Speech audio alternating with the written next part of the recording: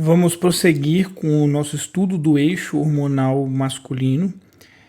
Você, batendo o olho aqui no vídeo, talvez tenha notado que o eixo está um pouco diferente do que a gente viu na aula anterior.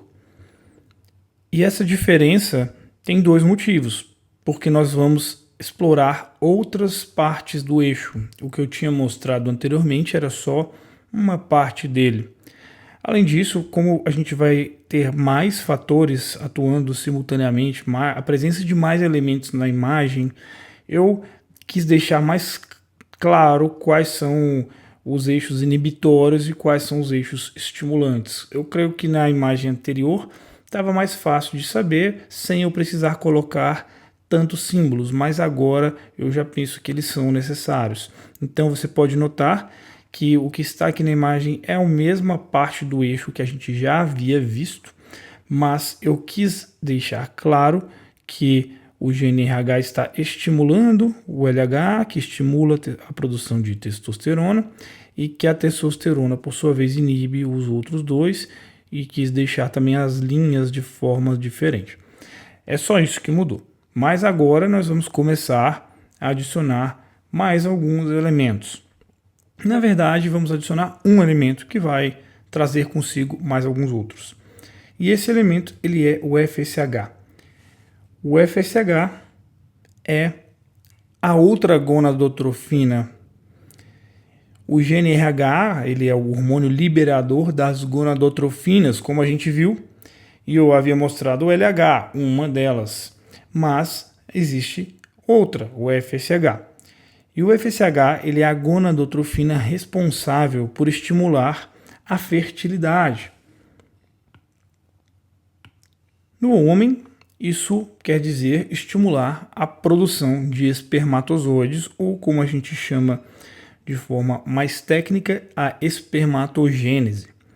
Então é esse o elemento que entrou aqui e puxou consigo a espermatogênese, que é o fator que ele estimula. Nesse vídeo vamos dar uma olhada em como isso ocorre de forma ainda geral, porque o nosso foco é entender o eixo, ou seja, não vamos nos aprofundar no processo de espermatogênese nem na biologia celular e molecular envolvida. Mesmo assim, o que a gente vai ver aqui vai ser útil e daqui a pouco vamos em outros vídeos já ver aplicações desse novo eixo, ou melhor, dessa nova visão do eixo, e você vai perceber que ela é bastante útil. Para a gente entender como o FSH atua na espermatogênese, eu vou adicionar aqui uma nova célula para a gente poder entender melhor. Eu vou ampliar as imagens e você vai entender. Só para deixar claro, essa célula é a célula de Sertoli, ou Sertoli, e ela fica na parede dos ductos onde ficam os espermatozoides, os ductos espermáticos. Então agora temos duas células aqui que já exploramos melhor, as células de Leydig, que foram o tema de outro vídeo, e as células de Sertoli, que é justamente o que eu vou expandir aqui para você, vou ampliar, eu vou copiar essa imagem do testículo, que a gente já está familiarizado, e aí eu estou pegando as células de Sertoli de outro ducto aqui, só para facilitar, né, para a composição da imagem ficar mais fácil. Então aqui eu peguei desse ducto, mas eu quero que você saiba que é basicamente a mesma estrutura, então a gente só está pegando de outra parte aqui, e ampliando essa região. E se a gente ampliar essa região, a gente vai enxergar as células de Sertoli, que são essas células aqui. O que a gente está vendo aqui? A gente está vendo então o interior do ducto espermático, de um lado, do outro lado a gente está vendo o tecido espermático em si, a matriz do tecido, matriz tecidual. Se a gente subisse mais aqui um pouco, digamos que a imagem continuasse aqui para cima, a gente se depararia com células de Leydig, que estão justamente embebidas na matriz. E fazendo essa parede do ducto, nós temos as células de Sertoli. É justamente elas que compõem essa barreira testicular. Como essa barreira protege ou isola, de certo modo, o testículo de elementos do sangue que estão circulando, tem pessoas que vão falar que, livros e especialistas que vão dizer que as células de Sertoli são componentes da barreira hematotesticular, mas elas não separam os ductos só do sangue, separam do restante da matriz testicular também. Claro que não é uma separação completa, ainda precisa haver a passagem de nutrientes aqui para dentro, mas elas regulam essa passagem e por isso que elas formam uma barreira de controle, de proteção. As células de Sertoli são essenciais para a maturação dos espermatozoides. O que a gente está vendo aqui, essas bolinhas azuis que vão mudando aqui, diminuindo de tamanho, elas são as células precursoras dos espermatozoides. Cada uma tem um nome. A gente começa das células tronco e a gente vai diferenciando aos poucos até que a célula se transforma em um espermatozoide, ainda não completamente maduro, que depois ele vai ficar preso, aderido às células de Sertoli por mais um tempo, terminando a sua maturação. Esse é o processo que eu falei que não iríamos explorar totalmente, mas eu queria deixar ele aqui ilustrado para você entender que existe um passo a passo aqui. E o FSH é o fator mais importante para que esse passo a passo ocorra adequadamente. Mas não só isso, ele é um fator trófico para as células de Sertoli, ele mantém essas células saudáveis, ele estimula a diferenciação aqui dos espermatozoides, ele ajuda a manter os espermatozoides aderidos enquanto eles vão finalizar o processo de maturação, ela estimula essa adesão e o bom funcionamento da barreira hematotesticular. O FSH é muito importante aqui, é justamente aqui que ele vem lá do eixo e atua aqui. Esse é o tecido-alvo do FSH principal. E em resposta ao estímulo por FSH, as células de Sertoli fazem algo também. Elas devolvem, assim como a gente viu o testículo devolver a testosterona, que é o objetivo do estímulo, produzi-la, mas que ela também atua como inibidor do eixo, a célula de Sertoli, ela envia um sinal. No caso, ela não tem como enviar o espermatozoide pelo sangue como um sinal. Então, ela produz um hormônio diferente, a inibina B, e envia ela para o sangue. E no sangue, a inibina B vai se espalhar e vai ajudar a inibir o próprio FSH.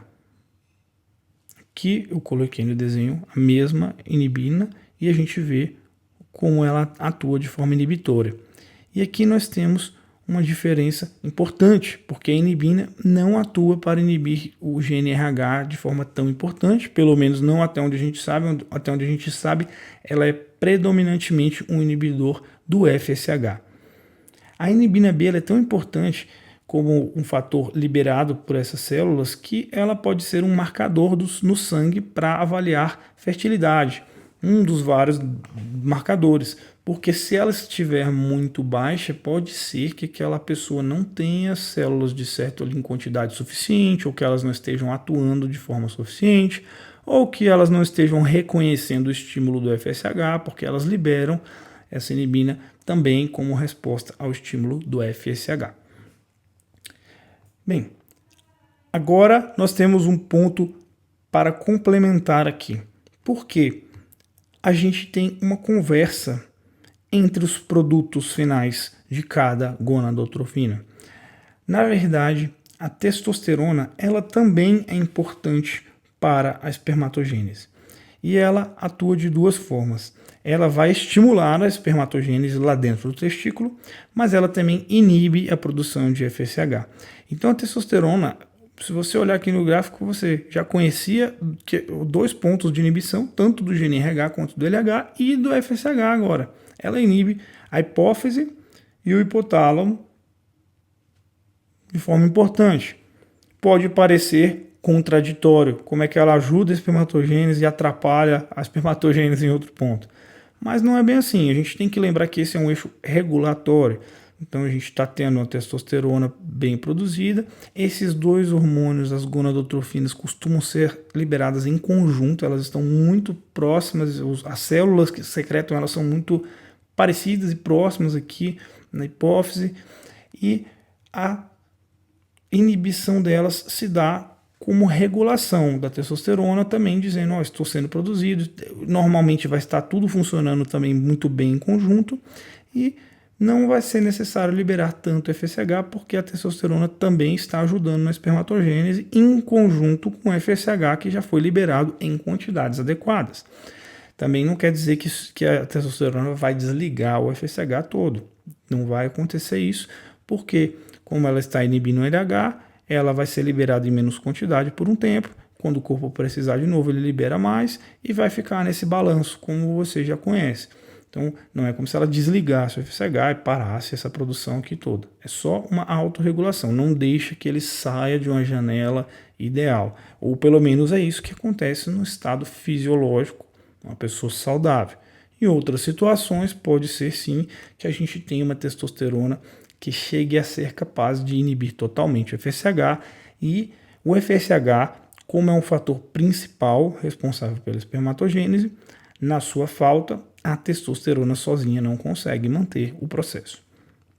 A testosterona, ela vai atuar em conjunto com o FSH, ela vai atuar para ajudar na maturação dos espermatozoides, principalmente nos estágios finais e na adesão às células de Sertoli. Ela também ajuda a própria saúde, a atividade e maturação de células de Sertoli. Existe uma conversa entre as células de Sertoli e as de Leydig também, e nós podemos explorar isso em outro momento se formos aprofundar no tema de fertilidade. Mas o eixo em si funciona desta forma aqui. Temos uma comunicação entre todos esses fatores. Com isso daqui, a gente já consegue entender, por exemplo, o que acontece com o uso de testosterona nesse eixo, o efeito que ele teria nesse eixo, que vai ser um tema aplicado de um dos vídeos, uma aplicação do nosso conhecimento. Mais uma vez, eu espero que você esteja compreendendo bem, espero que essa abordagem passo a passo do eixo esteja sendo interessante. Muitas vezes você vai encontrar nos livros, na internet, todo o eixo já desenhado. Eu quis construir ele aos poucos e nós ainda não acabamos. Então eu quero mostrar um vídeo falando um pouco de aplicações da prática e depois voltar para continuarmos construindo o eixo em conjunto. Não esquece de curtir o vídeo, compartilhar, mande comentários com sugestões para novos temas ou dúvidas, pontos que você sentiu que não foram bem explorados, caso queira que eu expanda sobre algum tema. E espero vê-lo no próximo vídeo para a gente continuar a explorar o eixo hormonal masculino. Muito obrigado.